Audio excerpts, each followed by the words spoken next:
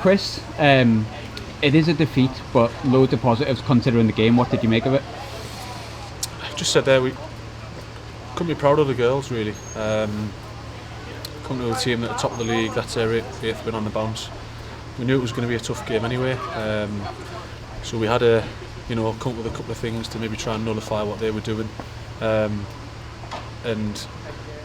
apart from decisions that have really turned the game, we've reacted well to that, and it'll probably come away disappointed that we haven't took a point.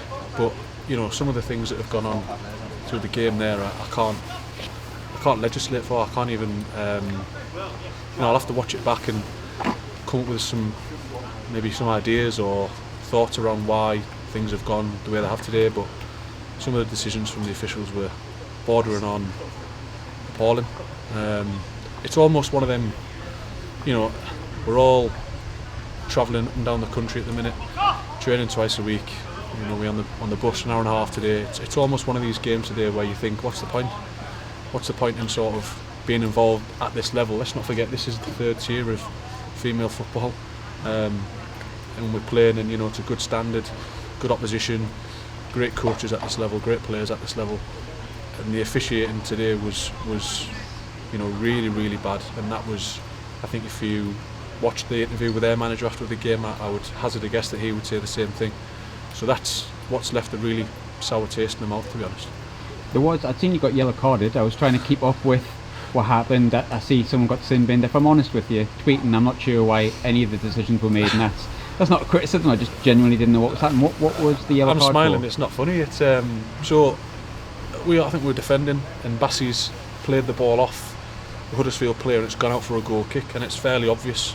I don't think Huddersfield players claimed for the corner. So the referee and the linesman have then given us a second corner.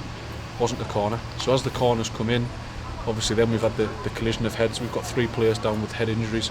We've got 2 physios. So Steph's gone on the pitch with Josh and Tom, and I've gone on to see if there was any sort of further assistance needed. I've said to the linesman, I think that was on the back of their bad decision that shouldn't have been a corner in the first place. So they've given a corner that wasn't a corner, and then we've got a defender with a potential broken nose. We've got a goalkeeper with concussion. And that's all from collisions with their own players, so it's nothing against the Huddersfield players, but it wasn't even a corner in the first place. So I've asked the referee his opinion on it, and then he's just asked me what my name was and given me a yellow card. He sent off one of their staff members. The sin bin, I'm really, really intrigued to watch the sin bin back on the footage, because a sin bin is 10 minutes. On my watch, the girl was given the sin bin at about 16 and a half minutes, and she came back on what felt like about 6 or 7 minutes later. There's too much to go through. I 100% behind backing officials and respecting officials. We always say we wouldn't have a game without them, but there has to be some sort of element of give and take. And like I say, when the quality is as high as it is at this level, we need strong officials doing games.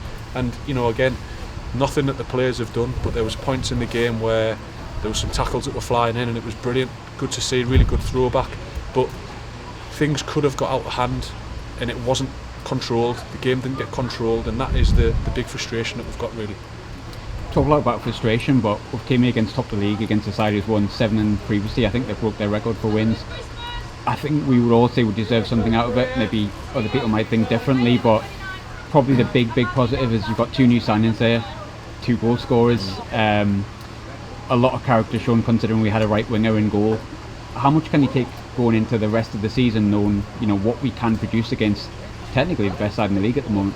Let's not forget, the last time that Millie had to go and goal was Derby away last season, and we conceded 7. And it would have been easy, I think maybe sort of 35 minutes when Rosie and Foster had to go off. Probably would have been easy to go and have a 7 or 8 scoreline at that point, but they didn't. We stuck together. We got a goal back before half time. We said at half time, look, we were going to win the game. I don't think we were going to win the game. I thought we could have took a point, but Steph and I both said we need to do something for these 45 minutes. It's going to give us something to take into the new year. Leave the pitch with a bit of pride, a bit of passion, and something to build on. And we have more than done that today. More than done that. We've competed there, like you say, with a Millie who's been playing left back all season in goal. Young kids on the pitch. Molly's coming in from the league below and was outstanding. So, I'm proud as punch. Genuinely, really, really proud. And, I'm just really, really frustrated at the same time. I'm not going to go on it again. you know, some of the decisions have really cost us. The performance was brilliant, really good performance. Disappointed with the first goal that we conceded, the short corner, we switched off, didn't stop a 2v1, and then the second one, you know, they've scored off that as well. Disappointing in that sense, but no, I couldn't be prouder of the girls today. So finally, pleased to be back. Yeah, I think, look, we've missed it.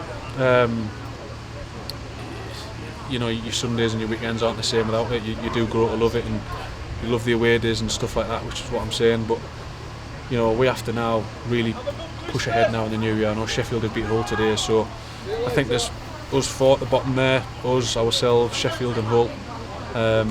It's probably going to be 2 from 4, I think, if we're being honest. Our challenge is to make sure that it's not one of us.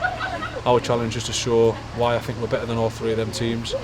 We play Hull in the FA Cup obviously when we come back, so there'll be some strong training over Christmas period, and then we'll hopefully have a better 2021 than we have 2020. Awesome. Chris, thanks very much. Thank you.